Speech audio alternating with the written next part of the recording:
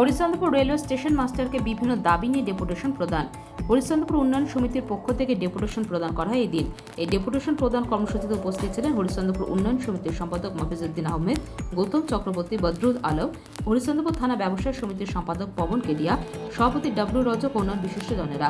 এদিন বিভিন্ন দাবি দাওয়া নিয়ে হরিশ্চন্দ্রপুর রেলওয়ে স্টেশন মাস্টারের হাতে ডেপুটেশন তুলে দেওয়া হয়। তাদের মূল দাবিগুলি হল হরিশ্চন্দ্রপুরে পদাতিক এক্সপ্রেস স্টপেজ, কুলিক এক্সপ্রেস ট্রেনটি হরিশ্চন্দ্রপুর রেলওয়ে স্টেশনে দাঁড়ায়, অথচ রিজার্ভেশন টিকিট পাওয়া যায় না, ফলে হয়রানির শিকার হচ্ছেন এলাকার মানুষ।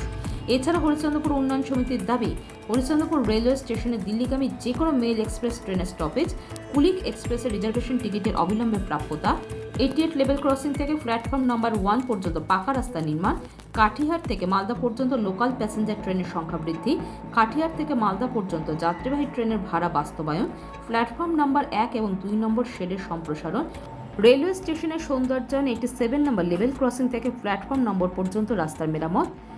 এদিনের ডেপুটেশন হরিশ্চন্দ্রপুর রেলওয়ে স্টেশন মাস্টারের মাধ্যমে ডিভিশনাল রেলওয়ে ম্যানেজারকেও দেওয়া হয়।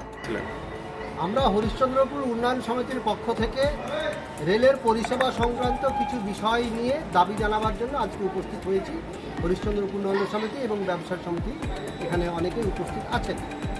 আমরা এর আগেও বেশ কয়েক মাস আগে, এই মাত্র জানুয়ারি ফেব্রুয়ারির দিকেও আমরা ডেপুটেশন দিয়েছিলাম এবং আমাদের দাবি ছিল যে হরিশ্চন্দ্রপুরে পদাতিক এক্সপ্রেসের স্টপেজ দিতে হবে। সেখানে দেখলাম, উল্লেখ করেছি যে আমাদের কুলিক এক্সপ্রেস এখান দিয়ে চলে, এখানে থামে রেগুলারলি, কিন্তু আশ্চর্যজনক বিষয় হচ্ছে দিন 15 থেকে কুলিক এক্সপ্রেসের কোনো রিজার্ভেশন টিকিট হরিশ্চন্দ্রপুর স্টেশন থেকে পাওয়া যাচ্ছে না। যারা প্যাসেঞ্জার আছেন তাদেরকে আশেপাশের হয়তো ভালুকা বা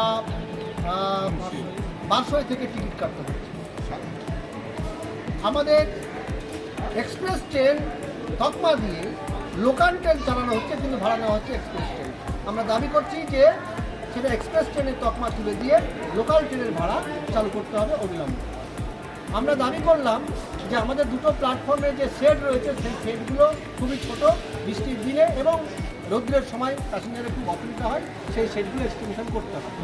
আমরা দেখতে পাচ্ছি একটা ওভারফুট ব্রিজ বন্ধ করা হয়েছে, একটা চালু আছে এবং সেখানেও সিঁড়ি না থেকে সেটা র্যাম্প দেওয়া হয়েছে, যেখানে অনেক সময় দিয়ে ঘুরতে হয়। আবার 2 নম্বর প্ল্যাটফর্মে কোনো র্যাম্প নেই, ফলে এখান থেকে লাগেজ নিয়ে গেলে 2 নম্বর প্ল্যাটফর্মে আমরা সেই লাগেজ নিয়ে নামতেও পারি না। একটা অবৈজ্ঞানিকভাবে তৈরি করা হয়েছে, ওখানে অবিলম্বে লিফটের ব্যবস্থা করতে হবে এবং আগের যে পুরাতন যে ওভারব্রিজটা আছে সেটাকে নতুন করে আবার চালু করতে হবে। তিনি আমাদের কথা মন দিয়ে শুনেছেন এবং আমাদের দাবি তিনি ঊর্ধ্বতন কর্তৃপক্ষের কাছে অধিসত্ত্বর পাঠিয়ে দেবেন এই আশ্বাস দিয়েছেন। Bureau news Bangla Times.